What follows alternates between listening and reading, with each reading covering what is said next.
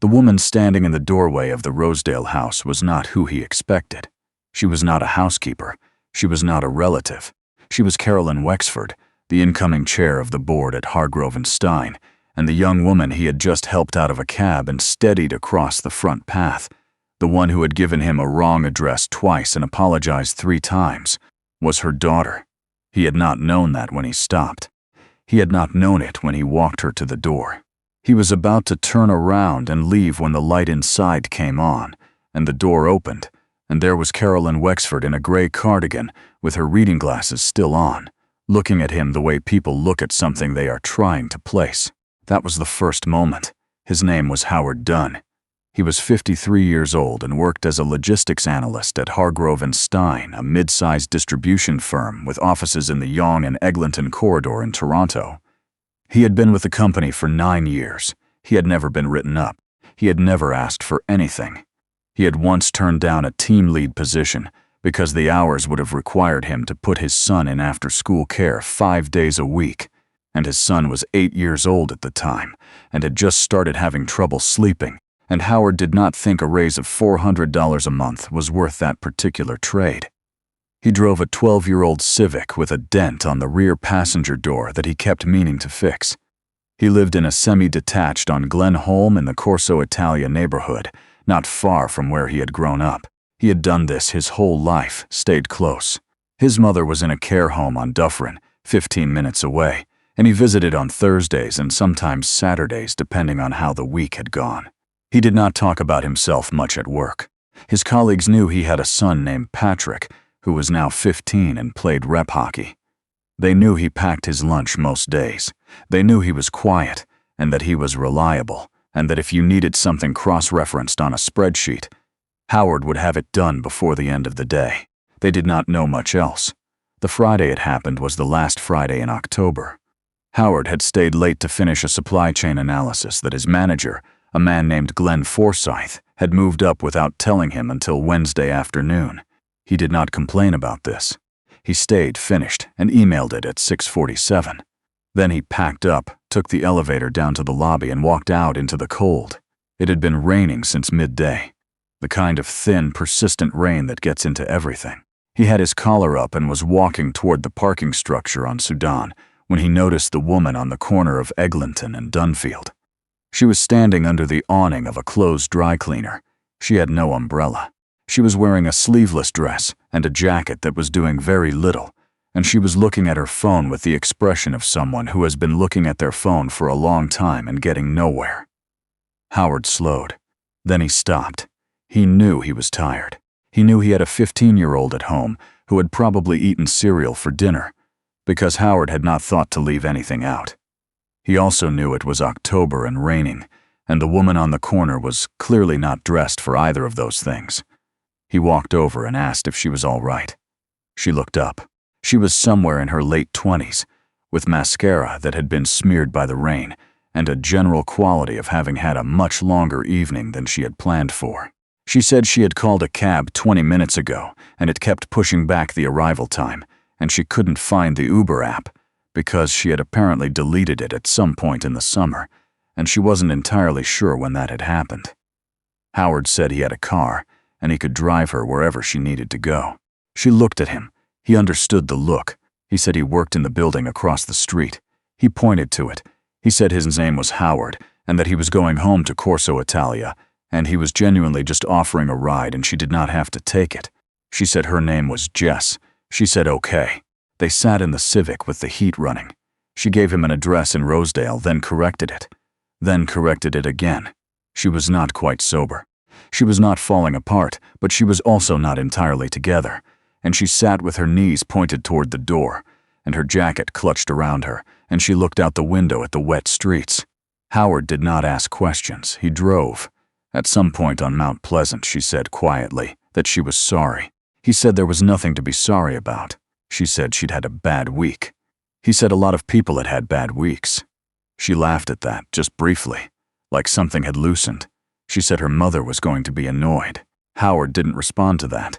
He turned onto Whitney and then onto the street she'd given him and pulled up in front of a large brick house with iron fence posts and a cedar hedge and lights on inside. She thanked him. she said, and she said it with a particular seriousness that suggested she meant it, that it was very kind of him, and that she didn't know many people who would have stopped. He said goodnight. He waited until she was on the path before he put the car in drive. That was when the door opened. Carolyn Wexford was 61 years old. She had spent 20 years in supply chain management and logistics, consulting before taking a position on the board at Hargrove & Stein 4 years prior. She had been named incoming chair in September, a change that had sent a particular kind of tremor through the office. Not panic, exactly, but the specific alertness that precedes one. Howard had seen her photograph once, in a company update email. He had not paid much attention. He paid attention now. She stood in the doorway looking at her daughter and then at him and then at her daughter again. She said, "Jessica." And that was all she said. Jessica Wexford said, "It's not what it looks like." Carolyn looked at Howard. He was standing on the bottom step in his damp overcoat, holding his car keys, which he suddenly felt looked strange. He said he had given her daughter a ride home from Eglinton. He said she had been waiting in the rain. He said he worked at Hargrove & Stein and that he had recognized the neighborhood and was comfortable making the drive. There was a pause. Carolyn said his name like a question, and he said yes, and she said Howard Dunn, logistics. He said yes. She looked at him for another moment. Then she thanked him. Just that. She said, "Thank you, Mr. Dunn," and took her daughter inside, and the door closed. Howard walked back to the Civic and drove home. He did not think about it much on the drive. He stopped at the Max on Dufferin for milk and was home by 9:15. Patrick was on the couch with his phone and had, in fact, eaten cereal. Howard made eggs. Monday came the way Mondays do. He was in before 8, which was his habit. He had the weekend's figures pulled up by 8:15. Glenn Forsythe arrived at 9, said good morning, put his bag down, and did not mention the analysis Howard had sent Friday evening. Howard noted this the way he noted most things, without comment. The office was not a large one. Hargrove & Stein had about 90 people in the Toronto location, spread across 3 floors. Howard worked on the second floor with the operations and analytics team. He knew most people by name and was on comfortable terms with a few. His closest colleague, a woman named Bev Atchison, who tracked carrier contracts, sat 2 desks over and had the habit of sending him mildly sarcastic emails about internal memos, which Howard appreciated. On Wednesday, word circulated that Carolyn Wexford would be in the office Thursday to meet with the executive team and begin her transition in earnest. This was expected. The transition had been announced 6 weeks earlier. Howard noted it and went back to what he was doing. On Thursday morning, he arrived and went directly to his desk. He was reviewing a flagged discrepancy in a Northern Ontario shipment when he heard the elevator and looked up and saw Carolyn Wexford walking through the main doors with 2 people he didn't recognize. She was wearing charcoal and had her hair pulled back, and she walked the way people walk when they have been walking into rooms their whole lives and have stopped thinking about it. She did not look his way. He looked back at his screen. At 11, Glenn Forsythe came by and told Howard he had been asked to join a cross-functional review meeting at 2 o'clock. Howard said he'd be there. There were 7 people in the room at 2. Howard knew most of them. Carolyn Wexford sat at the head of the table. A man named Tim Grady from finance was there, and a woman named Solange Beaumont from operations planning, and a few others. Glenn was there as well, sitting with the practiced ease of someone who believed the meeting was about him. Carolyn moved through the agenda efficiently. She asked questions that were specific and did not give people time to pad their answers. When she got to the Northern Ontario discrepancy Howard had flagged that morning, which had made it into the briefing notes faster than he had expected, she looked at the room and asked who had caught it. Glenn began to answer. Howard said quietly that he had. There was a small pause. Carolyn looked at him. She said, "Walk me through it." He did. He was precise. He was brief. He explained where the variance appeared, why it had not shown up in the previous cycle review, and what he thought the downstream risk was if it wasn't corrected before the end of quarter. He did not use more words than the situation required. Carolyn made a note. She said thank you. She moved on. Afterward, in the hallway, Glenn Forsythe said, in a tone he probably thought was casual, that Howard could have mentioned he'd already flagged the discrepancy before the meeting, so Glenn could have had the context. Said he'd only confirmed it that morning. Glenn said he understood that, but these things were useful to know. Howard said he would keep that in mind. He went back to his desk. What happened next happened slowly, the way most things at that company happened. Carolyn spent her first 2 weeks in transition, moving between floors, meeting people in pairs and small groups, reading files, asking questions. Howard was not summoned. He was not overlooked either. She passed his desk twice and once stopped to ask a factual question about a carrier rate comparison from the previous quarter. He answered it. She thanked him. She left. He told none of this to anyone. Bev Atchison noticed something had shifted in the way the upper floor was operating. She said this to Howard one afternoon over bad coffee by the window, and he said he thought things were probably fine. Bev said that was exactly the kind of thing someone said when things were not fine. Patrick had a game on the Saturday of Carolyn's second week. Howard drove out to the Canlan rink in Etobicoke in the early morning cold with a coffee in the cup holder and sat in the cold arena in his coat and watched his son play. Patrick had a good game. He did not score, but he had 2 assists and he played physical without being reckless, and Howard watched and felt the particular, uncomplicated satisfaction of watching your kid do something well. On the drive home, Patrick was quiet for a while and then said, kind of sideways, that a guy on the team had been saying Howard's job sounded boring. Howard said it probably was from the outside. Patrick said he didn't think so. He said Howard always seemed like he was actually doing something. Howard kept his eyes on the road. He said, "Thanks, kid." Patrick looked out the window. He said, "Don't call me kid." 3 weeks into Carolyn's transition, Glenn Forsyth was moved to a regional oversight role based in Hamilton. The announcement was phrased carefully, as these things always are. It was a lateral move and a new opportunity, and an acknowledgement of Glenn's regional experience. Glenn accepted it with the face of someone accepting something they had not been given a choice about. Howard did not celebrate this. He did not comment on it. He updated the shared reporting structure on the internal drive and kept working. What he did not know, and would not know for some time, was that Carolyn had reviewed 9 months of project completions before making the change. She had looked at who had flagged problems and when. She had looked at who had solved them and how. She had cross-referenced delivery timelines with the people assigned to them. She was, by nature, a person who read the record before she read the room. Howard's name appeared in the record more than she had expected.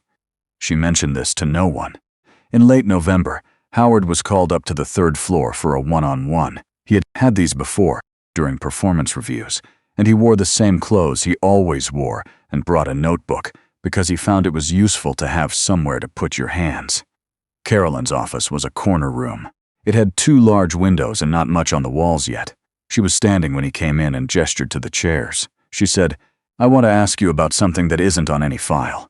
He waited. She said, "My daughter told me what you did in October." On the corner of Eglinton. Howard said he had just given her a ride. Carolyn said she knew that. She said what she wanted to ask was why he hadn't mentioned it. He thought about this for a moment. He said it hadn't seemed relevant. She looked at him. She said most people would have found a way to make it relevant. He said he understood that. He said he wasn't most people. She held that for a moment. Then she said, "I know. I've been reading your file." He didn't respond to that. She said she wasn't offering him anything because of what had happened in October. She said she needed him to understand that clearly.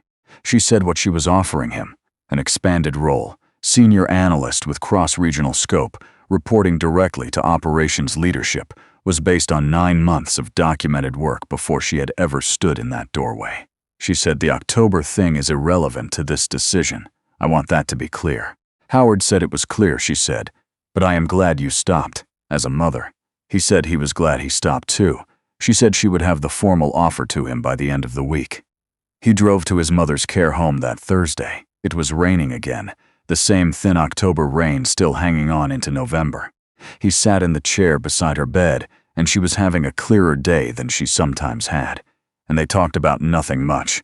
A show she had been watching, a nurse she liked, who had apparently left for a position in Sudbury, the dent on the rear passenger door of his car that she kept meaning to ask him about. He said he kept meaning to fix it. She said, "Howard, just fix it." He laughed. He said, "Okay." She looked at him for a moment and asked how work was going, and he said it was going all right, actually better than all right. She asked if something had changed, and he said a few things had, and she said, was it good change, and he said he thought so. She patted the back of his hand. She said, "You always did things the slow way." He said he knew. She said, "And they always turned out." He did not accept the role immediately. He took the offer letter home and read it twice and sat with it for a day. Patrick found it on the kitchen table and picked it up and read the title on the page and then looked at his father. Patrick said, "Is this a promotion?" Howard said yes. Patrick said, "Did you want it?" Howard thought about that. He said yes, but the hours were going to change a little and he wanted to make sure that was all right. Patrick put the letter back on the table. He said, "Dad, I'm 15. Howard said he knew how old Patrick was. Patrick said, "You don't have to keep making everything smaller so it fits around me." Howard was quiet. Patrick said, "I'm fine. Take the job." Howard looked at his son for a moment. The kid was taller than him now by 2 inches, and he had Howard's particular way of going still when he had said something he meant. Howard thought about the way Patrick had played on Saturday, precise and physical and not reckless. He thought about the long drive back from Etobicoke and "Don't call me kid." He signed the letter the next morning. Jessica Wexford came into the Hargrove and Stein office once, in December, to drop something off for her mother. Howard was coming back from the printer when she came through the lobby doors. She saw him and stopped. She said, "Oh," he said, "hello." She said she wasn't going to make this weird. He said he wasn't worried about it being weird. She laughed. She looked better than she had in October, more assembled, less like something had been pressing down on her. She said her mother had told her about his new role. She said, "Congratulations." He thanked her. She said, "She didn't give it to you because of what you did." He said he knew that. She said, "I just wanted to say that out loud." He said he appreciated it. She looked at him for a moment. She said, "You know what my mother said about you? She said you were the only person in that building who didn't seem to want anything from her." Howard said he wasn't sure that was entirely true. Jessica said, "She thinks it is." The elevator opened. She got in it. The doors closed. Howard stood there for a moment with the papers from the printer and then went back to his desk. The city in December was the same city. The Glenholm Street was the same street. His mother's care home was the same building with the same nurse at the front desk who waved when he came in on Thursdays. The arena in Etobicoke was the same cold arena with the same bad coffee from the machine by the entrance, and Patrick still had 2 inches on him and still said, "Don't call me kid," though sometimes now he said it with a different quality. Less insistence, more habit. At the office, things were different in the particular way that things are different when someone has finally been given room to work.